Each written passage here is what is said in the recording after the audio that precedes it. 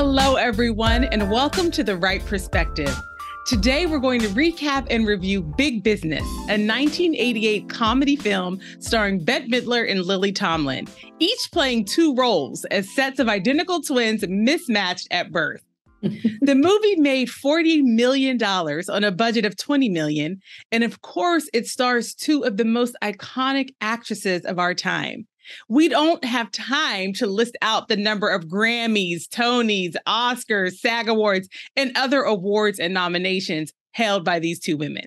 I mean, I literally waited up until just before we were about to record to try to count them up, and it was too much. I couldn't do it quickly, okay? They have so many awards, you know. And for some, this cast alone would be enough to consider this movie a classic. But today, we will determine whether it is a classic from the Wright Perspective. We'll do a recap, discuss the movie, and then we'll take a vote using a voting symbol picked especially for this discussion. But let's start with intros. Kick us off, bro. Hi, I'm Aubrey Wright. I'm the oldest. I'm Genia Wright. I'm the middle. And I'm Brittany Wright, and I'm the youngest. Yay! And y'all, this movie is a flash to the past. Okay. Yeah, we watched it a lot. Yes, we did growing up. It used to come on TV often. Yes. I don't remember it being on TV like that. I remember this. I feel like it was a Giant Eagle rental situation. I think it was both. Okay. And I remember this and Parent Trap. I feel like they used to come on television all the time. This, when we had chickenpox, Parent Trap was on the entire... It was like Parent Trap News. It's like, they sick again. Don't worry, we got y'all. They had it on a loop, and we just watched it over and over, over and over. Oh man! And you all know what other movie came to mind as I was just thinking about like Big Business and like Parent Trap and like the movies we watched in that period was Big. Do you remember Big with Tom Hanks? No, you know what? Big is one of those movies that, like, I saw it recently, and it's kind of disturbing when you think about it. When you think about the actual concept of what's going on, it's a little disturbing.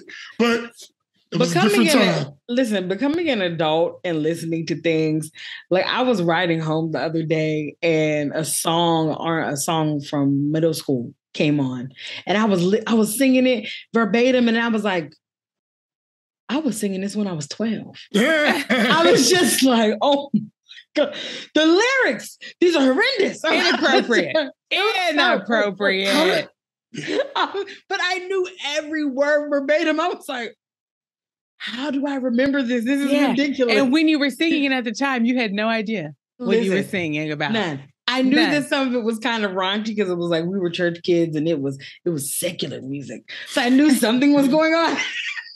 Worldly. It was worldly music. It was worldly music. Oh, the shame. And I was listening to it, and I remember being like sketchy like that. When I was singing the lyrics, I was like, Brittany, what? To the point I had to call one of my friends, like, girl, I was singing this song. This is inappropriate. He was talking about strippers.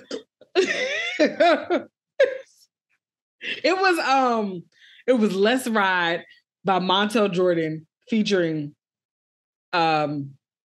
people from the No Limit people. Well, let me just say though that I've had those realizations, and not just because of like childhood songs and then growing up and listening to them more carefully. I've been duped as an adult. You know, the biggest revelation that comes to mind for me was Saving All My Love by Whitney Houston. I will never forget. I was a grown woman, okay, singing this song in my home at the top of my... Listen, I was put on a concert. Whitney would have been proud of this performance, okay? And I was through the whole song. Being a harlot.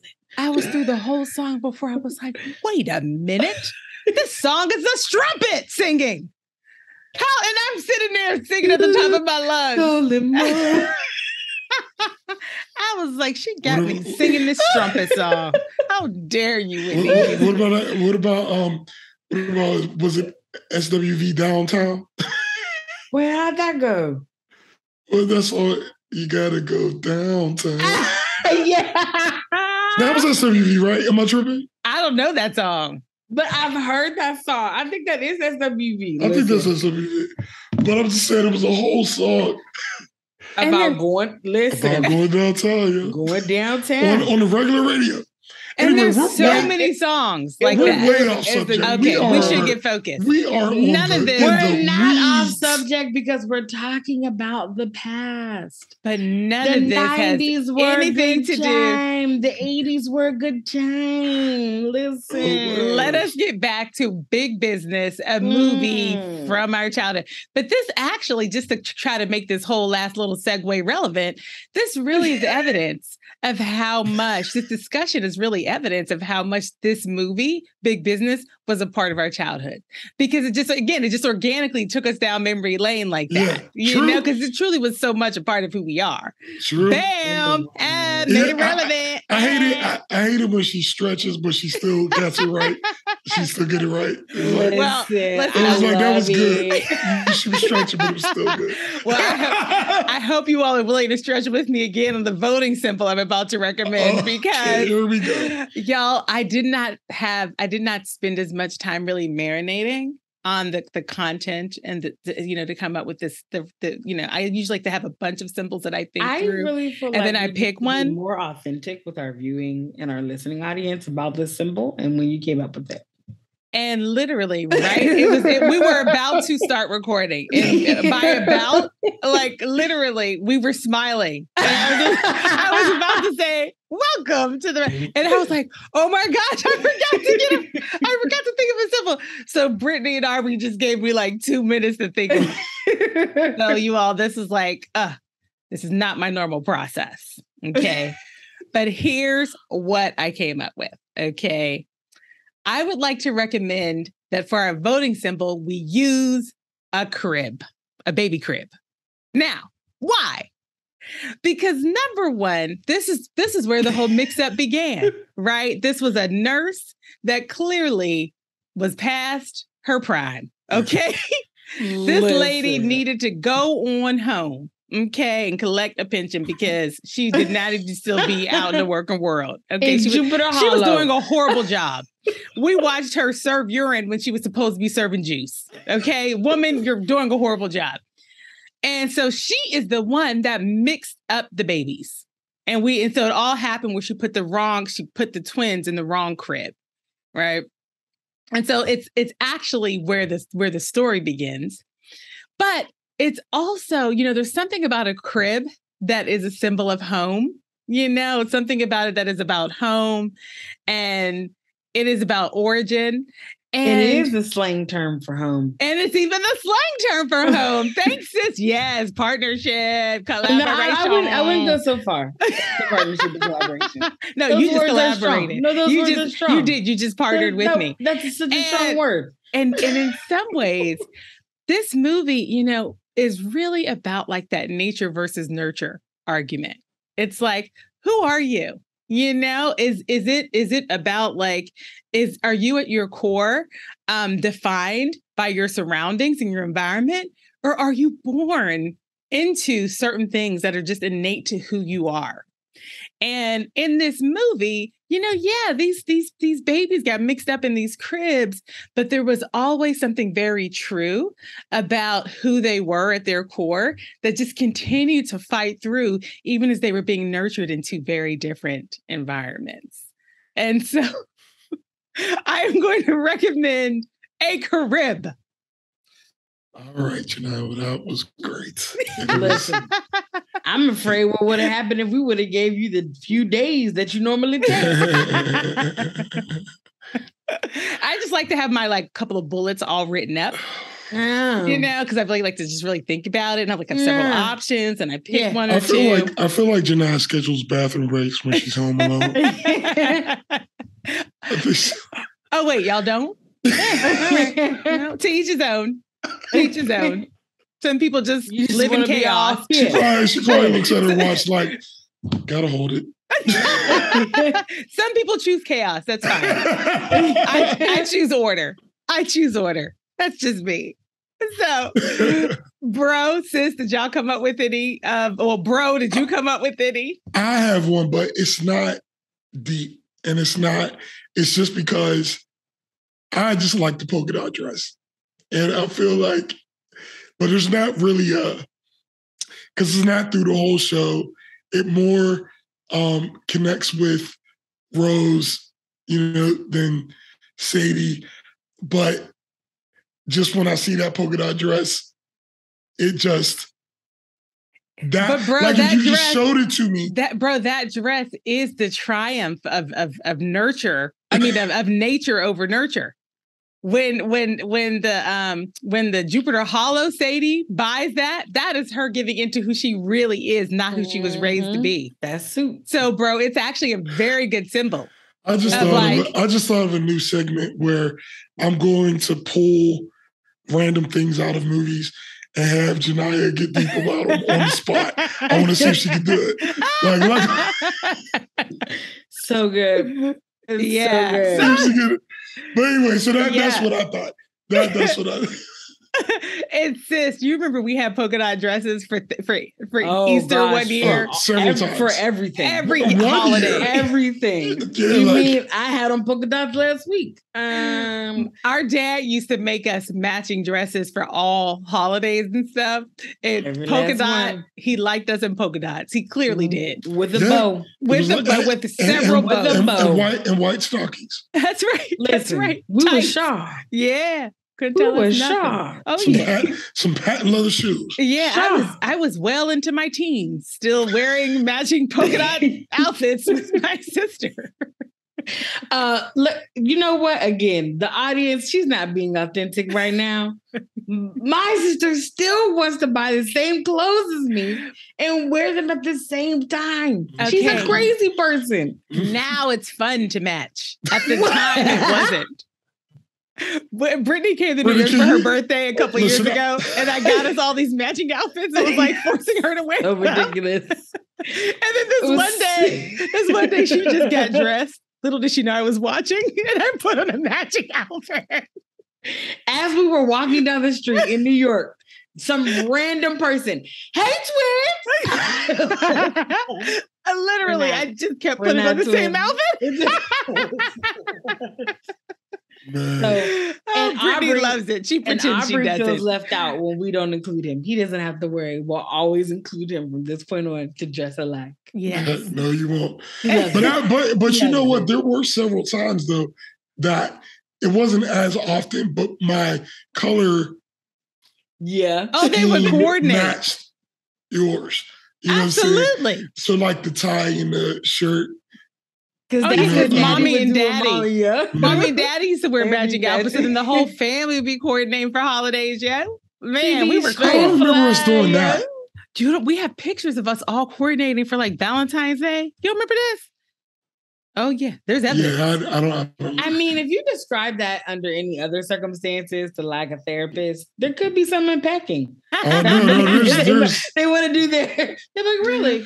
We were just fly. Bringing us back on track, and we're back on track again. Okay, sorry. I like tracks. Have you ever like train track? They can just go anyway. I remember this one time we were on a train. Brittany, can you just make up a symbol? Excellent. Thank you. Here we go. Plaza. Jupiter Hollow. Stop. Sign. Just stop. Neither one of those are a limo. Okay. An airport. Yo, now the limo is a good one. Because that also made me think about that. And it just because that Lincoln Town car. Oh, I'm not done. Pearl beaded bracelet. Janiyah, can you? Yeah, you know what though? I will say this about the limo. The limo served the same function as the crib when they were babies. As an adult, the limo was the initial mix-up, where the Jupiter Hollow Rose and Sadie got into the limo that was intended for the New York Rose and Sadie. They don't say you. So anyway, I could see the limo as well. All right. Well, we had, I think we have three options. Rattle. We have three options. We have a crib, we have the polka dot dress, and we have a limo, which I just selected from Brittany's random hodgepodge of things she said. Yeah, everything else is disregarding 100% of the rest of it. I'm not done. Miniature golf. Can you meet her? Okay, bro, you pick. Bro, you pick. I like the polka dot suit. I like the polka dot suit. I like the polka dot suit. I can let's do that then. Yeah, because it also reminded us of Daddy, which is nice. Yeah. It looked like something he would make for real. It really did. You know what I'm saying? Really did. So, at the end of this podcast, Big Business will receive 0, 1, 2, or 3 polka dot dresses. It must receive. It's a suit. Polka dot suits. It must receive 3 polka dot suits in order to be considered a classic from the Wright Perspective. All right, so let's actually adhere to our format now. Okay. Right. And the next stop is a recap. If you're new to our podcast, because most of our content is old, rusty, dusty, we do a recap at the top, okay, just to refresh, okay? And for people who haven't seen the content but want to enjoy the podcast, we just give you all the deets. So there's your spoiler alert, okay? Aren't you also supposed to say, and like, share, and subscribe? Oh, we never do that. Yeah, we gotta. When she was just talking, it felt like she was supposed to say that. Opportunity, bro. From this episode on, we are going to promote in the intro. Thank you, bro. Yes. Be sure to like and subscribe, everyone. Like, share. They use the word share on those fancy videos. Here we go. So our movie starts in a rural West Virginia town called Jupiter Hollow. Jupiter Hollow is essentially a factory town and a farming town, and they have a furniture company there called Hollow Made that is the lifeblood of the town. One of the benefits for the employees of Hollow Made is that they have a dedicated hospital that can only be used by Hollow Made employees. And that turns out to be a bad news for a wealthy New York couple that's just passing through, because the wife goes into labor and she can't get admitted to the hospital. The husband ends up buying the entire company on the spot so that his wife could deliver there. And they ended up having 2 identical twins, 2 daughters named Rose and Sadie Shelton. In the same hospital, right across the hall, a poor farming couple also gives birth to identical twin girls. They overhear the names selected by the rich people and decide to use them. And they named their twin daughters Rose and Sadie Ratliff. Having 2 sets of girls born at the same time with the same names would not have been problematic at a hospital with any checks and balances whatsoever, okay? Or just any, minimal number of staff, okay? But the Hollow Made Hospital only had 1 doctor and 1 nurse, and they ended up mixing up the sets of twins. Each couple leaves the hospital with 1 child of their own and 1 child that doesn't belong to them. And when the girls look nothing alike, both families just assume the twins are fraternal. 1 in each set has red hair and is named Sadie, played by Bette Midler, and 1 in each set has brown hair and is named Rose, played by Lily Tomlin. 40 years later or so, the wealthy Rose and Sadie are, they're wealthy businesswomen in New York running their ginormous family corporation, which is called Moramax. They deal in pharmaceuticals and other industries as well. Sadie, the twin that is biologically supposed to be in New York, is a complete business maven, okay? She is cutthroat and she loves the trappings of wealth and power that come along with it. Rose, on the other hand, is like a fish out of water. She doesn't fit in the corporate world at all and clearly is not into money or power. She's so kind and empathetic. She's so heartbroken when she finds out that her sister intends to sell Hollow Made, the furniture company that her father bought on the day of their birth. Sadie assures Rose that nothing bad is going to happen to Jupiter Hollow or its people, but it just makes sense for their company financially to let go of Hollow Made. We find out eventually that is not the truth. That town is going to be wrecked by this deal. And the people in Jupiter Hollow, they are suspicious of the deal from the very beginning, okay? And that includes Jupiter Hollow, Rose, and Sadie. They know that the sale of that factory spells danger for their way of life, and they aren't having it, Okay. Jupiter Hollow Rose is the factory foreman for Hollow Maid and a beloved member and a fierce leader of the community. In fact, the community does a fundraiser to send her to New York to stop the sale of Hollow Maid. She decides to bring her twin sister along with her, Sadie. Sadie is beyond excited because Jupiter Hollow Sadie, who shouldn't be in Jupiter Hollow, has never felt comfortable there. She feels smothered there and she longs for the finer things in life. She just watches Joan Collins movies and wants to be Joan Collins. She is going to New York to stop the sale of Hollow Maid along with her sister, but she does not intend to come back to Jupiter Hollow. She feels New York is her destiny. So the Mormax stockholders meeting is taking place at the Plaza Hotel in New York. And so both pairs of sisters are staying there. Okay.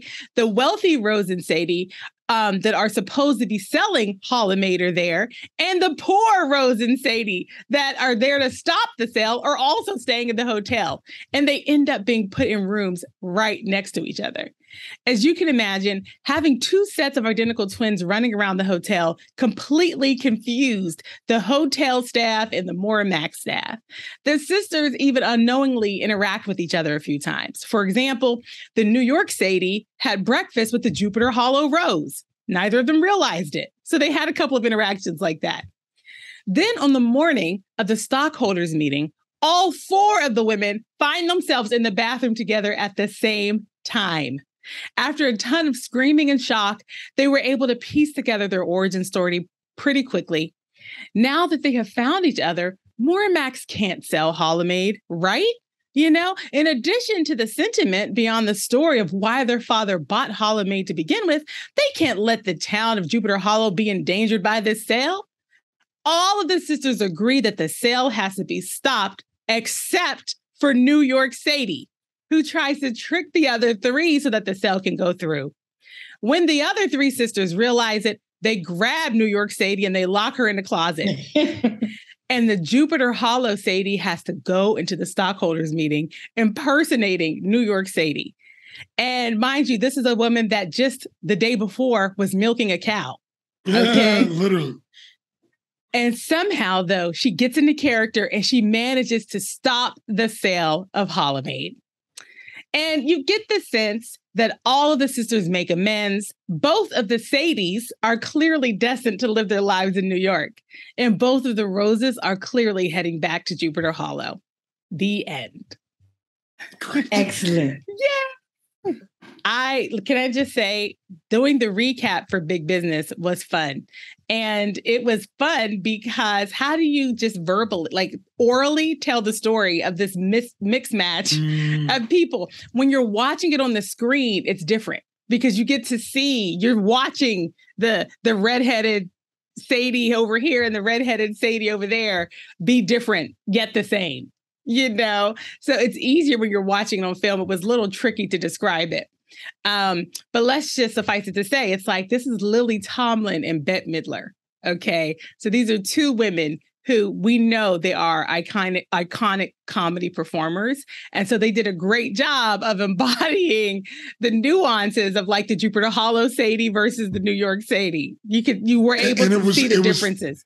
But they didn't overdo it. It was It was just like just enough. You actually felt like you were watching different people because I could easily see that being done and you feel like, okay, that's Lily Tomlin playing two different people. But the way that they all did it, that they both did it, you felt like, yeah, you know, like you could catch them. I wonder, like they must have shot all of the, you know, like the New York twins at once and then the Jupiter Hollow scene, or not the scenes, but like the characters. Because if they were switching back and forth, like in between scenes or days, that's even more amazing. Because I feel like they must have did like, okay, let's do all of the Jupiter Hollow set stuff. And then let's do all of the, you know, because that was pretty skillful how they did that. Yeah. Sis, would you agree that it was like easy to follow the different characters, even though it was two actresses playing them? Yes, it was. They had different voices that really helped to get that. But as I was watching it, I was like, we have some people who are actual actors and actresses and on the planet that can bring you into two separate worlds, but they are the same person. Mm-hmm. Two separate worlds, same movie, but you're just like, oh, that's Sadie from the country. That's the working class Sadie. And then there's that's the businesswoman cutthroat. She's about to get with this French man, Sadie.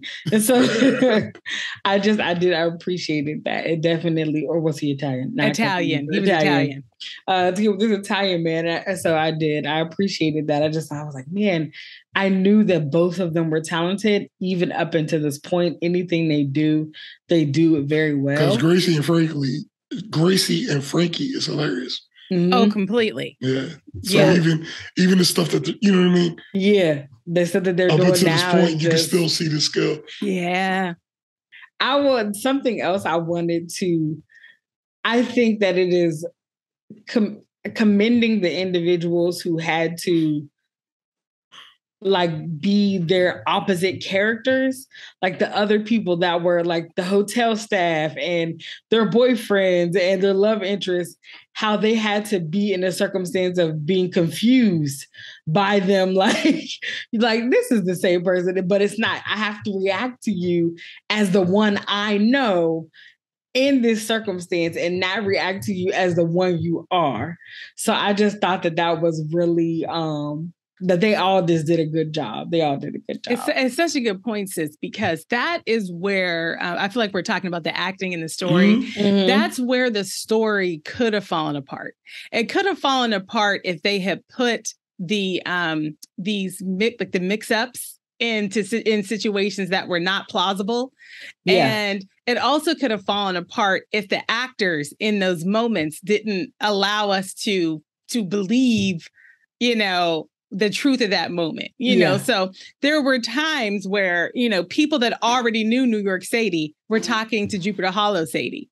And, if that actor, to Brittany's point, didn't, live in the truth enough for us to really believe that they thought they were talking to somebody they weren't talking to, the whole thing could have fallen apart. But I would say like the way that they crafted the mix-ups, I thought was very well done. I feel like that mixed up kind of story is something I think we had a lot of in the 80s. I think I think before cell phones, having mixaroos of, I'm not talking to who I think I'm talking to. I feel like that came up a lot in comedy when you start to reflect. And sometimes the situations just would not be realistic. It would be like, if you were actually in that situation, you would have asked one or two more clarifying questions that would have resolved this whole thing. For this story, I didn't feel like that happened. I didn't feel like there were situations where it was like, that's not how that conversation would have went, Because back then, some movies were just fun. And all you had to do was make the story plausible enough that I could go along for the ride. That's all you need to do. I mean, you think about the story, if you think about it for a second, it's ridiculous. There's no way. Even when you got those kids home and one got red hair, you're going to be like, we were in that. Bro, that happens. That happens. I know, but what I'm saying is you're going to at least be like, we were in that backwoods hospital that did have some twins right across the hall. I'm just saying, you would probably at least check that out with the resources that they have. But the point I'm trying to make is like Home Alone. Home Alone, if you think about it, it's absurd. It's so absurd. It's so absurd. But the movie is just plausible enough that you could just go along for the ride and have some fun. That's a great example, bro. And I just felt like I just missed that, man. Every movie doesn't have to be epic and deep and with this storyline that you got to go online and read a book to try to figure out. Well, no, see, what happened was in this kingdom. Thought process. Yeah, and I love all that too. I love all that too. But I just miss these movies from this time where it just feels like. But you know what, bro? Those movies haven't gone anywhere. But what has happened is that they're on Lifetime and Hallmark. And they're like Christmas movies, or they're like, Dan went to the bakery. And it's like, that's the name of the movie. And you have these silly plots that are just like, I'm going to go with the fact that y'all keep walking past each other in the same grocery store. I know, but the thing is when you watch them though, because I know what you're talking about. You have, but they're not with actors who are skilled on those levels.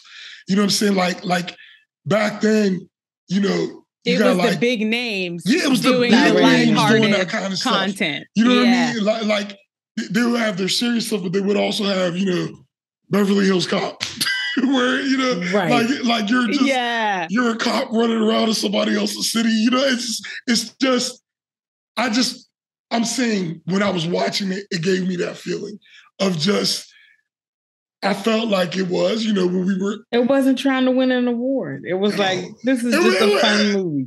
It was almost like there were a section of movies where it was just people like, yo, I was driving this weekend with my twins in the car, right? And I thought, what if we had a movie about where some twins got mixed up? And then my friend's like, oh, that would be hilarious. And then like 7 days later, they have a whole script. Right. And it's like, yo, we got to get Bette Midler and Lily Tomlin. And like, it just all works. And that's how it felt for me, story-wise. That was like, they kept it just good, just plausible enough that I could, get lost in the moment. Yeah, it is. It is hard to find because I'm going in my mind, like literally as you're talking, I'm like, have I seen anything that doesn't make me go, I will say when I watch a lot of movies that are not from the United States, I get that feeling sometimes. Did y'all watch RRR? Not yet. I know you gave that recommendation. Oh my gosh. All right, first of all, since you guys didn't watch it, what's going to happen now is we're doing RRR after Hocus Pocus. Oh, no, you already got the whole schedule out. Of course we have the whole thing, But, I forget. But bro, if you think RRR will be a classic. Oh, no. RRR. It's just when Brittany's talking. Like, it's ridiculous. When Brittany is talking right now, my brain just went there. Because Brittany was talking about. I think we might have to deviate from our schedule, bro. Yeah, go. Because Brittany was just talking about how other countries have movies that are just fun. I think we need to have a segment that's called, or just like episodes that are called, This is Ridiculous. Like, because it's like the absurdity of it, like this could never happen right now, but we still love it. Like, well, you know what? I think isn't it safe to say though that some sitcoms are still accomplishing that level of not keeping it, not trying to be so deep. Like I'm thinking about some of the network shows that the ones that come to mind immediately are The Neighborhood and Bob Hart's Abishola. Those are two network shows that Brittany and I, watch. And those are two shows that they're predictable. And, without watching the show, you can guess the different situations that the characters are going to be in. And yeah, I mean, there are deeper themes to it, to both of those shows, actually. A lot of deeper themes, but the way that they actually hold the content, I would say it has some whimsy. It's lighthearted, it's corny, it's silly a little bit. So I think movies probably aren't doing it as much, but I still think some of these shows are giving us that lighthearted. We're not trying to hit you over the head with nothing. Let's just have a good time. Let's just laugh. I also think the pandemic probably stressed a lot of people out. They probably had movies that were all fun. And then like the pandemic happened, they were like, but if I send them into this store, what does that store actually mean? Before you know it, it's like a serious horror drama. And it's like, oh, I didn't start off like that. It was a nice comedy. It didn't start off like that. But you know what? When you all were just talking, what you reminded me of? There's a podcast that I've been listening to lately, and it's called Black on the Air with Larry Wilmore. Y'all, if you haven't like checked it out, check it out. I mean, Larry Wilmore, he truly is, I mean, he's iconic, just in terms of like his impact on comedy, small screen and also large screen, but small screen, he just, he's truly one of those people that's been behind the scenes writing and producing in a way that we don't all know or fully understand, but he's had a big impact. But anyway, so he interviews, celebrities when they have a project coming out. And he was interviewing, the showrunner and producer for this show that's just coming out. I think it just came out, called Reasonable Doubt. And yes, it comes on Hulu. Have you watched it? Is that why you're saying? I am up to date. Yes, so good. So I think he's a producer for it, or somehow he's involved. And also Kerry Washington is a executive producer for it, and she was the director of the pilot episode. And so he was interviewing her and the showrunner on the podcast, whatever. So that's all the context for. One of the things that Kerry Washington said on that podcast when they were just dissecting, like, why is this show resonating with people so completely? Why it's fiction, but like, why is it really resonating with people? And she was just talking about like, well, if at the heart of the story you're telling, it is about humanity and about what really happens in real life, people are going to connect to that. If it truly is about the human experience. And when I think about, whether you're keeping it light, like they do in The Neighborhood, or you're taking it deep, if you're connecting to something that feels truthful for people, people are going to like it. They're going to take in the content. And with big business, what they're talking about is like being a fish out of water. We all know that feeling of like, I feel like an imposter right now. Am I in the right place? Or what am I doing here? Yeah. Yep. That's one of those universal themes that it connects you, I think, to this story. So even it's lighthearted, they're literally running around the hotel, walking right past each other without seeing each other. And it's crazy because I was actually laughing out loud at some of these scenes. Yes. I know what's going to happen. Yes. But just seeing the skill of it, it just, like, Lily Tomlin, she's just funny. So good. She's hilarious. And like, there was one point in the movie where they found the documents that prove what they were going to do to Jupiter Hollow. So the Jupiter Hollow Rose was reading through these documents to the point where it was just, she wasn't frightened. To her soul, she believed her fight to save Jupiter Hollow. And there was one point where she was sleeping with the documents. And she has this little thing she does where she's threatening somebody where she's like, she has snake fingers. Yeah, she has snake fingers. And she goes, and then she'll shake her bracelet so it sounds like a rattlesnake. Yeah, which Brittany couldn't do because she only got one bracelet. Rattle. But like that scene where she fell asleep while reading the documents, and she was so, even in her sleep, she was like, I know. That was just so funny. It was so funny. I didn't laugh out loud a ton in here, but there were certain pieces that did make me laugh. Again, Lily Tomlin, when she walked into Miramax, and she was like walking around, everyone was saying hello to her. She was like, "Oh, you all are good," just like they're all saying. She doesn't know. She's like, "Oh, you all are so good." She was like, "Yeah," and I got on my Tuesday panties, and I was, but I guess you know that already. I guess you know that already. Because what it is that so the Jupiter Hollow people kept running into people that were treating them with so much familiarity. Right. And the reason that people in New York were doing that is because they thought they were the New York Rose and Sadie. Right. And so whenever they were doing it, it just made Rose and Sadie from Jupiter Hollow more skeptical of people. No, it made Rose more skeptical. Sadie was Sadie was loving it. Sadie was loving it. Rose was so skeptical though, because Rose was like, y'all are not going to trick me, okay? Oh, no. You're not going to lull me into a false sense of friendship and when I know you're trying to take my company down. Now, I will say this, though, because even though this is a movie, which this is something that's beautiful about comedies, that they can bring up a larger issue in a comedic way to make you think about it. And there are many corporations, these large corporations, that are taking advantage of small towns. That's right. And they're coming in and they're changing them, mowing them over, making people move out, building subdivisions and all these different things that are happening to move this town out of the culture that it is in. And that was before Amazons and all the Walmarts. Yeah, the mega corporations. It's so crazy because I went out to do an Amazon like flex run with one of our cousins.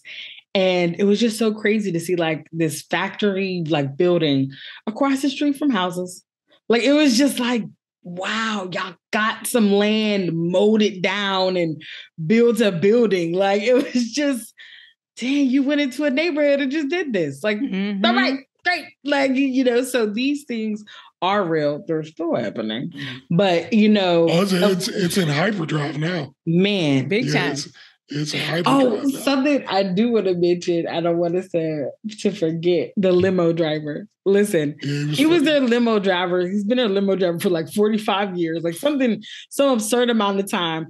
But I love how, to speak to the shows of the 80s and the 90s, individuals who are the help in these movies. John Hancock played Harlan, who was their limo driver. Listen, anytime the help gets so familiar with the family, they say anything to them. Like they just, and so that was a funny part of movies. Yeah. It was, from even in television shows, you think about Jeffrey and Fresh Prince, you think about anytime there was a maid or anything. And I can tell y'all the best example of that, in my opinion, is Driving Miss Daisy. Which, if that's not on the list, yeah, I don't think it is. I've never seen that movie. If that's not, how could that not be on the list? Yeah, that is. And so it's one of those types of things. Morgan Freeman's character was like that. Oh, now I really can't wait to watch it. Oh no, you trying to get onto the list. And it's another movie from this time that what I mean. I feel like I watched it, but I don't really remember it. I've seen it several times. Yeah. And the funny thing is that movie is listed as a comedy, and it has really funny parts. But I wouldn't have thought it was a comedy. But anyway, I don't want to get on that. But I'm saying, based on what you're talking about, Britt, that is one of the best examples of that interaction between, the people who are the help and, Where it's like at this point, because they're like, listen, I done seen all y'all ins and outs. Y'all done, in this case, in the movie, you done been up in this limo arguing. I've heard your parents saying crazy stuff. Your mom, I know that she got a beach house out of having y'all because she didn't really want y'all. Like, this person, it's like knows you can all tell the tea. And also, you can tell that he played a role in raising them. It's also a little bit uncle-ish in terms of the energy. Like when Sadie from Jupiter Hollow, Sadie was like, I'm going to walk around. He was like, I got to see this. And then she just walks away with her head up. And so it's just, he's like, I know these people. Like, so I thought that was funny. And I wanted to shout out. It felt like they were having fun. Yeah. It felt like they were having fun. Yes, it did. And even the guy who played Rune, which was Rose's boyfriend, Fred Ward. Ward played Rune Dimmick from Jupiter Hollow, and seeing him interact in the city was so funny because like these people are so innocent that they're just happy, and they're just like there's just stuff they haven't even seen before. And two of the workers from Mormax are gay.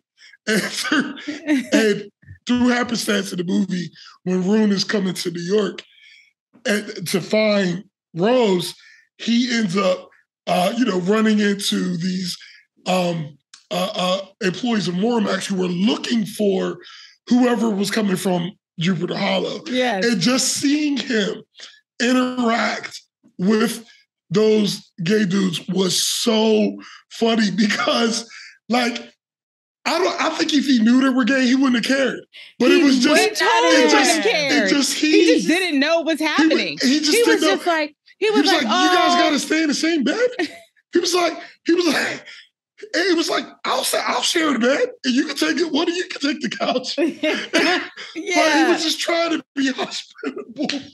Even in this, and I love the fact that he was eating like a fancy croissant, like some type of fancy breakfast pastry, and he was like, "Well, let me finish my Pop-Tart." I was like, "What?" He played that character. He was a delight. When they were eating sushi, he was like, "Sweetheart, could you put some more flour?" And then, because Lily Thompson's, he said, "Can you put some more fire up under here?" I feel like they're still flapping. Or what did he say? These fish are still flapping. Something. Whenever New York Rose was sitting at the table with him and she was eating a lot, because that was part of her character. She had a nervous eating. She was just eating all the time. She had a high metabolism. Yeah, it was so funny. And then he was like, "I like me a gal that can eat."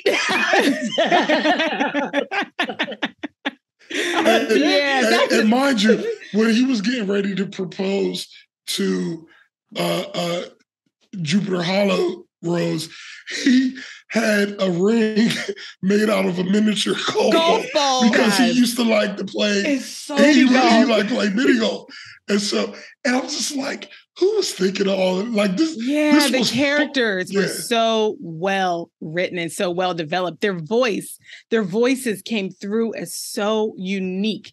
They weren't just people in unique situations; they were unique people in unique situations. So I have a question, okay? Because I was like, wait a minute. Okay, when Rune, why is that his name? And how do you spell that? When Rune was at Roone. Rune. There you go. When Rune was at his miniature golf tournament that was on ESPN, I was like, is this a real thing? He was like, probably is. It is. ESPN, they have like, I've been getting hip to ESPN lately, and they have like 1,000 channels, and they do broadcast everything. It might be called ESPN 15. Or something. Right. Yeah. But I'm sure they're doing mini golf. Gotcha. I'm sure they are. I love it. I'm sure. So he was in a mini golf tournament in the movie. And of course, Jupiter Hollow Rose couldn't be there because she was in New York fighting a big fight against Miramax.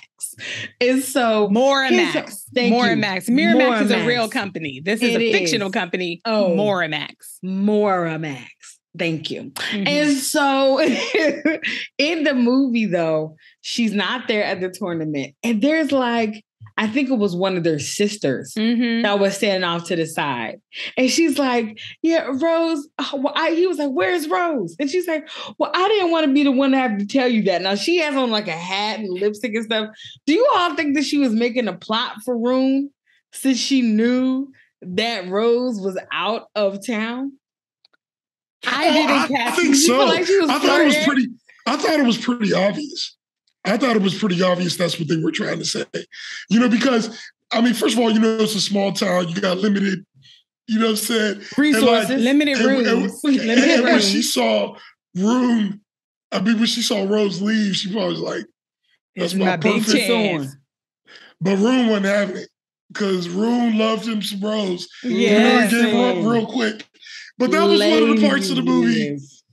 Because at the end, he ended up being with New York Rose, which is just so interesting. But that's what I'm saying. Like, you can't think about it too much. You can't. You just gotta watch the performances and enjoy the show. Well, but bro, this topic of the love stories, I think it is the romantic stories, maybe not necessarily love, but the topic of the romantic stories is very interesting. Yes. And so if you haven't seen the movie, what actually happens is all of these characters already have suitors of some sort. And they end up essentially... Or exes, right?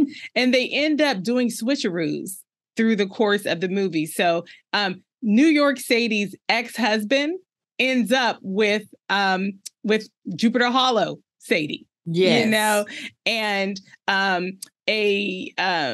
there was Rune, who was Jupiter Hollow Rose's suitor, you know, ends up being with New York Rose. So they all ended up with a man at the end. And it was sometimes not the man they started with, you know. Yeah. But I will tell you all, that for me was one part of the movie that I felt was a little bit flawed. You know, I struggled with the fact that the day that these sisters discovered each other, the day that they reunited, they obviously spent a little time together, you know, getting to know each other. Yeah. But by the afternoon, they all went on dates with their men. And so the movie actually ends on that day. It ends on the day. It's still the same day, that stockholder meeting day, where they had the big aha of finding each other. And the movie ends with the women leaving with their men to go on dates. And I just thought that was a knock. I didn't think that was good. I liked cementing those relationships. I thought that was interesting and fun and fine. But I just don't think it's realistic that they wouldn't spend the day together, getting to know each other. Probably the whole group. You know what I mean? Like everybody. I'm saying, yeah, if all of them had been together at the end, that would have worked for me. If they all went to dinner. But that's not what they did. They had all four of them go on separate dates. That I agree, but that was a moment I was like, you know, just because even when you think about, because the way I was thinking about it is, you got Rune, who's coming, like he was on ESPN for his dream. He's, you know, in the mini golf masters. So, and like he found out Rose was there. My man was gone in the middle of the episode. That's right. In the middle of and he walked out of the tournament. Walked out of the tournament, caught a bus, left with $25 and a harmonica, apparently, once they went through the stuff. And for somebody who loved somebody that much, it was like, and you could just switch to the sister you just met today. Totally. Like that was, but I was just like, you know what? At least they put a pin on all of these ends. It was like, look, man, we did what we were here to do. We had some fun. Let's wrap this stuff up and go home. Yeah. But you know what? And the truth is, like, I didn't even need to tell the love stories in the recap. You see, because they weren't critical to the story. Yes. You know, initially I was trying to jam them in when I realized they didn't even need to really be in the recap. Yeah. So that's what allows me to kind of like get over it a little bit, because the truth is, those characters were serving the purpose of people who were in relationship with one character and found kindred spirit with the other. And that was the point. So that's the point of them. Yeah. It wasn't that they were romantic. It was that, whatever was in that other Sadie, I like it in this Sadie too. And, you know, and it's also there. And it's kind of like, because it would make sense, because Sadie, the New York Sadie, her ex-husband, you could tell he loved her, but who she used like to be. You just too much. Corrupted by business and money. But the Jupiter Hollow Sadie was like, it was still Sadie, but just dumbed down a little bit in the sections that he needed. So that you can... I don't know about dumbed down, bro. Not dumbed down. She wasn't... all right, let me say, there were parts of her that were hyped up then that weren't in the, like, yes. Like, I need you to be a mother, please, that's to our son.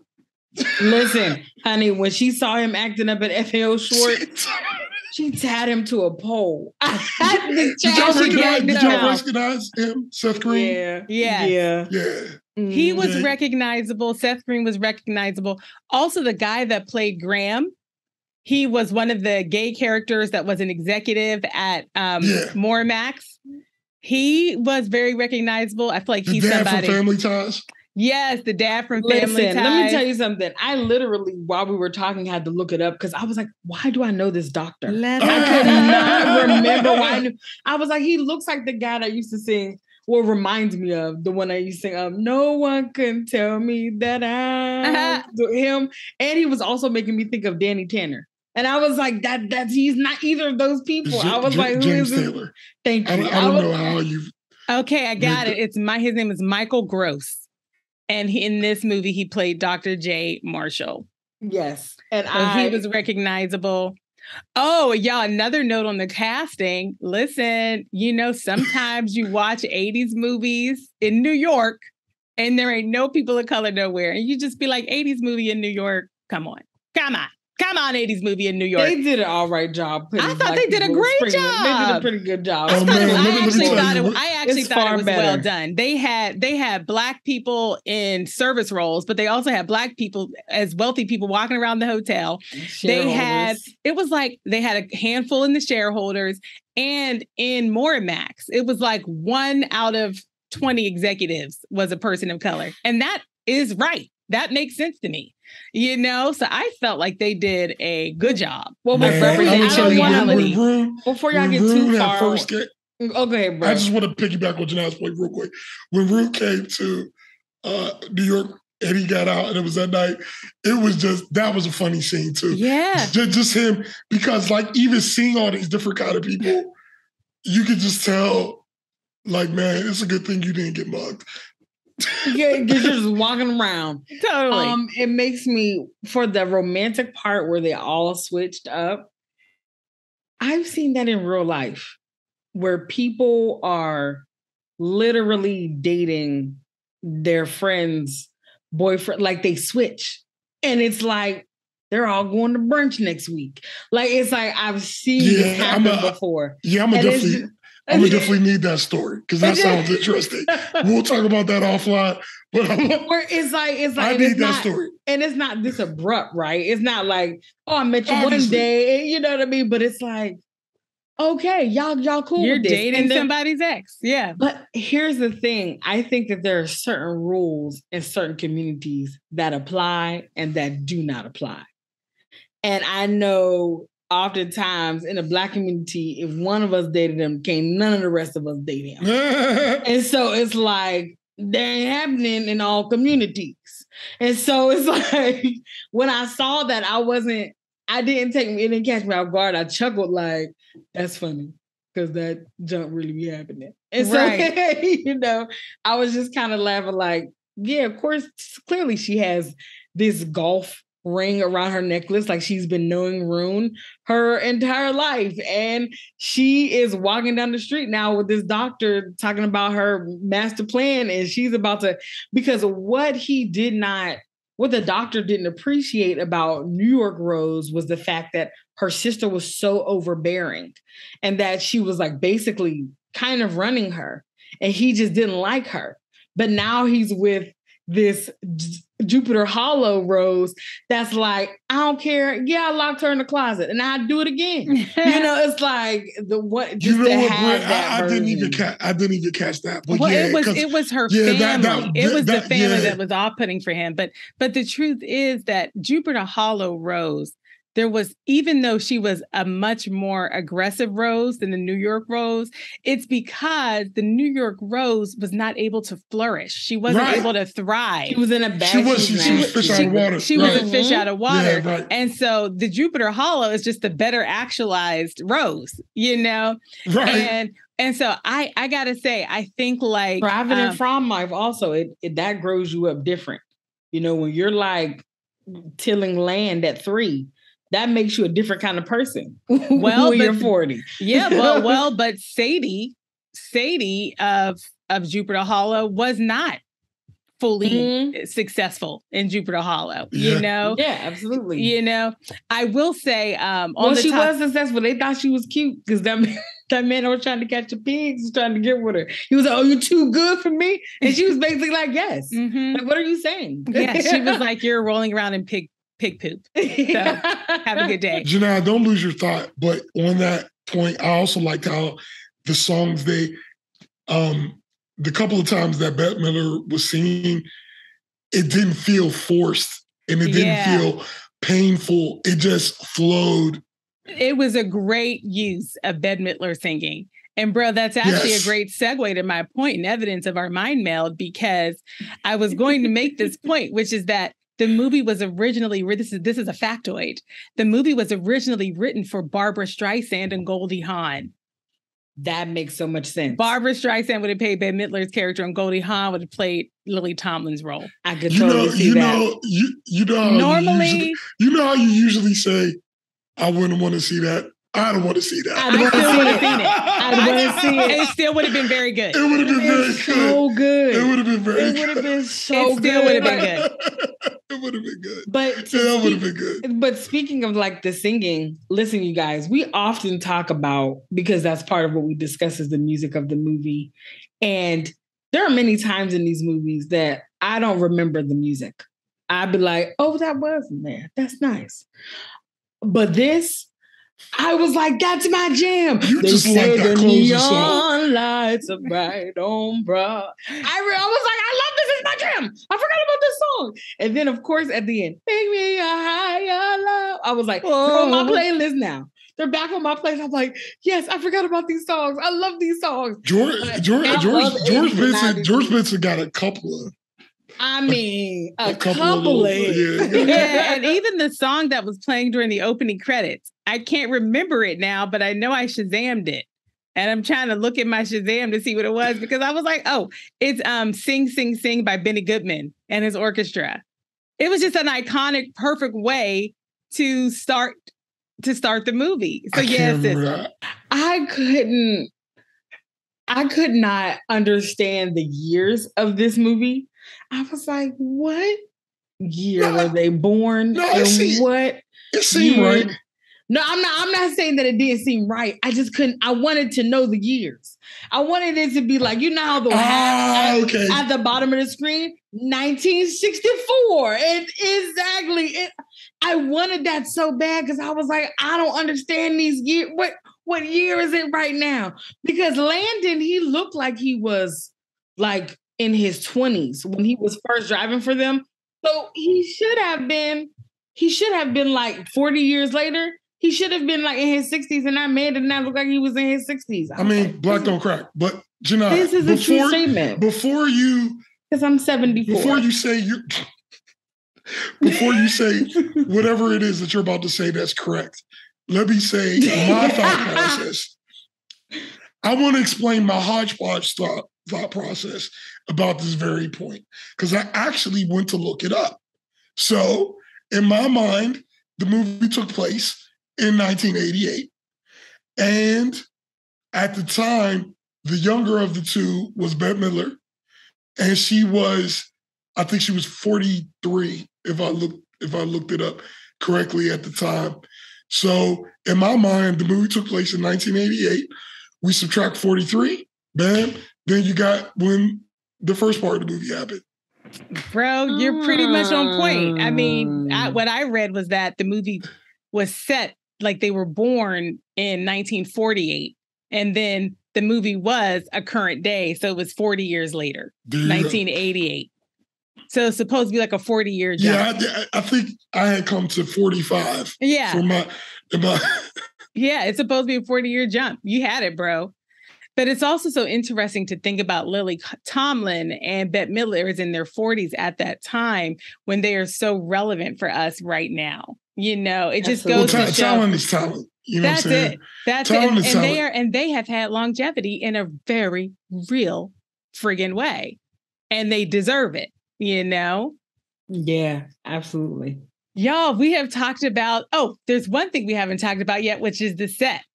Okay. And I have a little factoid about it. Okay. So a little trivia. You know I love factoids. I do. So the production company couldn't get the rights to film at the actual Plaza Hotel in New York. And so they made sound stages. And so it wasn't actually at the Plaza Hotel. Oh, wow. Isn't that interesting? Now that's really good, because it looked like they did a great job. They did. And then to kind of recoup the construction costs, they built a sitcom around that set. So good. And it was called The Nut House, and it was a flop. It didn't go well. Yeah, Okay. I don't remember the Nut House. Never heard that before. It came out in 1989 and it did not do well. So apparently. It came in and went in 89. Yeah. Yep. It was not super awesome. No, but it's so interesting. Like, I felt like when we were in Jupiter Hollow, it felt like we were in Jupiter Hollow. Yeah. And when we were in New York, we felt New York in every single way. And so it's also a shout out to the costume designers, the people who did the sets, all of it. It helped us the makeup people, the hair people. It helped us to be in these two worlds simultaneously the whole time because they did such a good job of keeping everything that was Jupiter Hollow, including the people, unique to Jupiter Hollow. Mm-hmm. And they did the same thing on the New York side. So it didn't matter where they were because they were Jupiter Hollow or New York, the individuals. Ooh. And then the actual, when we were in those places, they gave us such great sets as well. Shout out to the costume designer, as you said earlier, because they had carrot purses when they were living in Jupiter Hollow. I said, is this material with carrots on it? And they had a carrot purse. I was like, oh my gosh, this is hilarious. I love this. I want a carrot purse now. I thought that was so funny that they had a purse with carrots on it. And can I tell you, I love when stuff in movies really marks the time of that movie. And what is more 80s than press-on nails? Right. Yes. That Jupiter Hollow Sadie that just had her, her soul needed to be in New York and wealthy. She was like, oh, I'm going to get some press-on nails. and then a few scenes later, I guess I should have pressed harder. It's even funny what she considers luxury, It was all she knew. It was the best she knew, Yeah. Which meanwhile, in 2022, you could probably purchase a pair of press-on nails that are, an original design. You can get them for $40 and $50 and $60 and $70 and $80.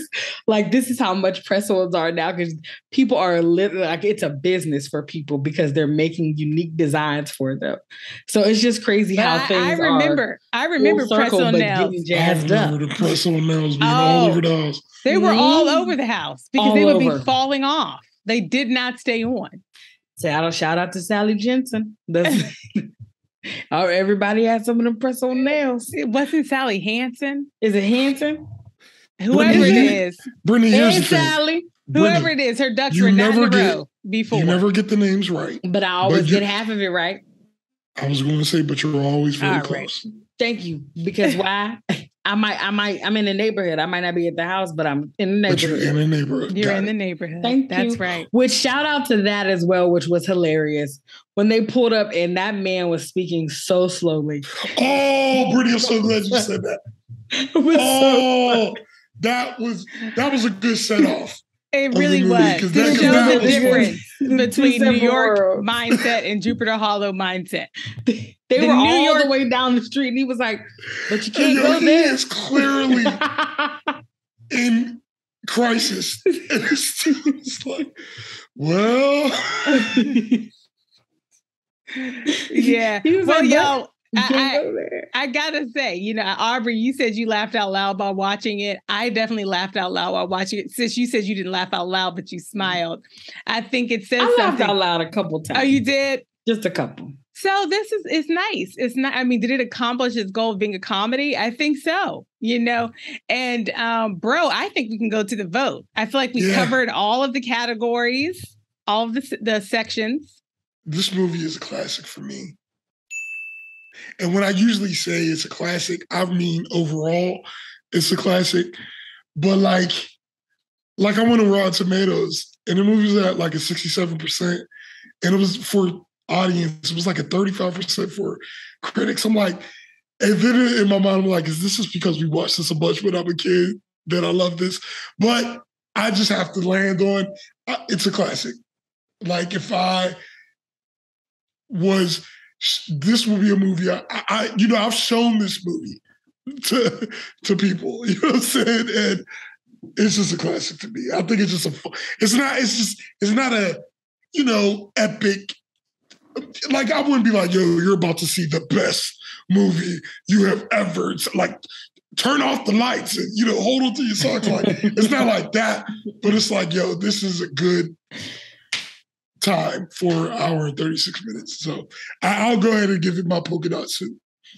Yeah, bro. I'm also going to give this movie my polka dot suit because I feel like I could watch this over and over again. Yeah, I could and too. I have, and I will. And we should watch it together the next time. Totally. Yeah. I mean, I feel like I won't get tired of it. And that says a lot. You know, I'm not a person that just watches movies over and over again. I would totally just keep watching this one. And the other thing, and again, just as a person who right now is a student of comedy writing, the way that all of those characters had such unique voices, I gotta say, for me, in that way, this movie was like setting a standard. Because for New York Sadie and Jupiter Hollow Sadie to have such unique voices, it was about the acting being good, but it was also about the voices just being written well in the script. So I gotta say, I just thought the movie was well done and it was a good time, and I just don't think it'll ever get old to me. Right. So that's why for me it gets the polka dot dress. I struggled with this movie, and the movie is going to get my polka dot suit because of what it meant back in the day, not for what it means for me now. I enjoyed it, but I don't foresee myself being like, I'm about to watch this. Like when we get together for the holidays, you turn it on, I will sit and I will watch it, but it's because of how it will make me feel. I'm with my family and we're watching something we used to watch. It wouldn't necessarily be like, oh my goodness, I love this movie so much. I can't wait to watch it. With that being said, it doesn't take away in my mind how talented and amazing every last actor and actress was, from the people who only had a couple of lines to individuals who had several lines. I would not, it's not taking away from that or anything. It didn't give me the laughs and the things that I thought it would. It kept my interest. But for me, if I was basing it just off of that, I wouldn't make it a classic, but I want to make it a classic because of nostalgia. So it has my polka dot suit. That's it, folks. Big Business is a classic from the Wright Perspective. Thanks for joining us, everyone. We'll see you next time. Thanks, bro and sis. Love you. Love you Bye. too. Love y'all.